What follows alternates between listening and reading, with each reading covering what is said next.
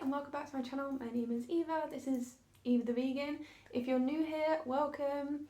I'm Eva. I make content all about simple, sustainable living from the perspective of an environmental science student and someone who is super passionate about the environment and social justice and veganism. So definitely hang around and subscribe if you would like to see more content from me. Today is a requested video and it is all the ways in which I am imperfect as someone who tries to live as sustainably as possible, kind of like an imperfect environmentalist. So I wanted to share that with you today, and if you ever have any video requests for me, just comment them down below and I'll definitely get back to you and happily make that content for you. But without further ado, let's get into today's video. The first thing I want to talk about is food packaging. So often it can seem like I buy everything package free, but actually our tea all come in these big bags. I just empty them into jars, and our rice and pasta also come in big bags that I empty into our jars. This is because package free pasta and rice is often about 3 times the price of that in a supermarket, and I am still a student, so it's just a bit too much for me to be able to afford at the moment. So the next thing I wanted to talk about is takeaways, and where I live I am really close to loads of amazing vegan restaurants, and during lockdown I didn't want to cook every night and a lot of places weren't taking my own containers, and honestly I didn't even ask. I just ordered myself some takeaways and we thoroughly enjoyed them. A lot of the takeaways I got did come in biodegradable packaging, but they usually need to be industrially composted. We're really lucky that in the building we live in we do get industrial composting, so that was great, and so we could just compost everything that we got, but we still got that packaging and we were still happy to get that because we were supporting small local businesses and really wanted to help them through this really difficult time. So soap is a great alternative to bottled soaps, but the soap I buy actually does come in packaging. I buy this soap because it is a local company and I think they're really great, but all of their soaps do come pre-packaged, which is a shame. As well as my eyebrow pencil, this is also completely plastic, and bottles of things like lube all come in plastic packaging. And as some of you know, I am an avid reader, and yeah, I occasionally do buy new books. These are usually things that are current or books that I'm going to use and reference back to, but I do like to buy new books every now and then if I can't find them in the library or secondhand first. And you know what, I'm not even sorry. I also do have a Kindle, so I buy things from big corporations such as Amazon. I try and do this as little as possible, but sometimes I just can't find what I'm looking for secondhand or from an independent shop or seller, and you know what, that's okay, no one's perfect.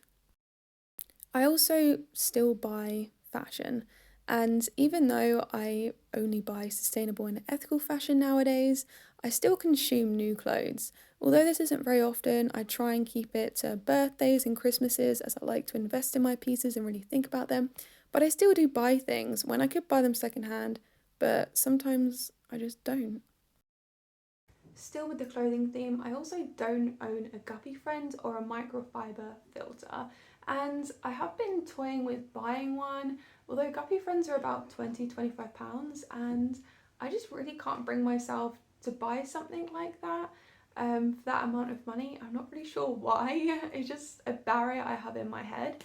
But I do own synthetic clothes because I do exercise quite a lot, but I tend to air my clothes out and use them multiple times before I wash them anyways. But yeah, I still do release microplastics, and to be honest with you, I don't really do anything about it, and I probably should, and yeah, that's just my fault. So the next one is pleather instead of leather.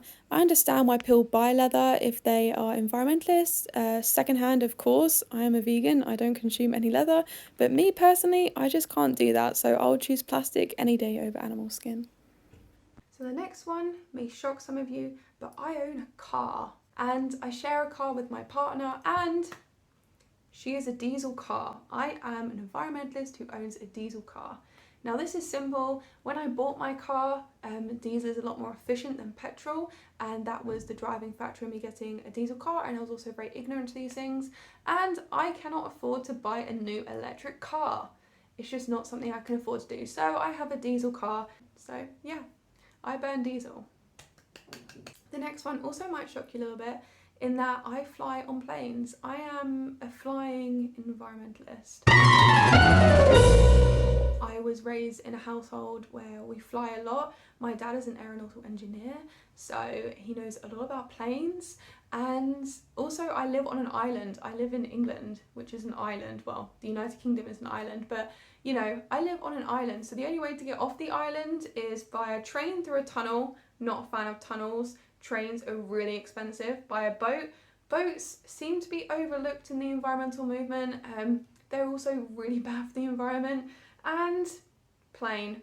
So I tend to go for plane because it's cheaper, quicker, and a lot easier for me where I live. So I fly. I try not to take really long flights. I try and take short flights, and I always offset them, but I still fly. So I really hope you enjoyed this video and learning more about me and how I am imperfect. Often what we share online comes across as very perfect and staged, and what the content I share is true. That is how I live day to day. But it's true, I don't share things about my car or my plane journeys or share pictures of my plastic covered takeaways, which I probably should. So I'll definitely try and include more realistic, imperfect content for you. And yeah, please give this video a thumbs up if you enjoyed it. Be kind in the comments and let me know any videos you want me to make. Subscribe if you haven't already. Have a beautiful day, stay kind, and I'll see you in the next one. Bye.